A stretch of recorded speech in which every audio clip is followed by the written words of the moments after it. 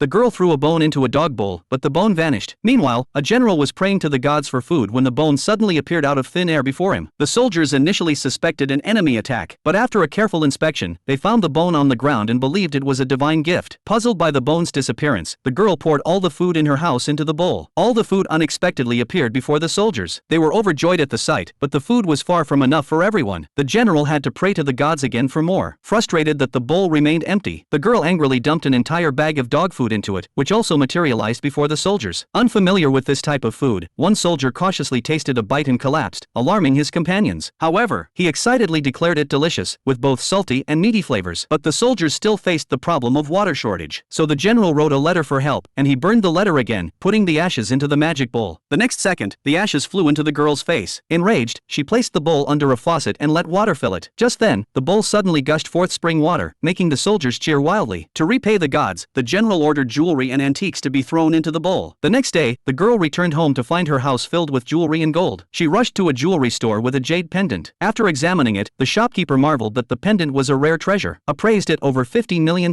When the girl returned home, she found a blood letter floating in the bowl, explaining that the general's homeland was suffering from a disaster and the people were praying for deliverance. Realizing the bowl could connect to thousands of years ago, the girl went to a warehouse and poured all the flour, rice, and other food into it. The general soon received the supplies, delighting the soldiers. Using the jewelry and gold, the girl bought more food to send through, ultimately helping the nation survive the catastrophe.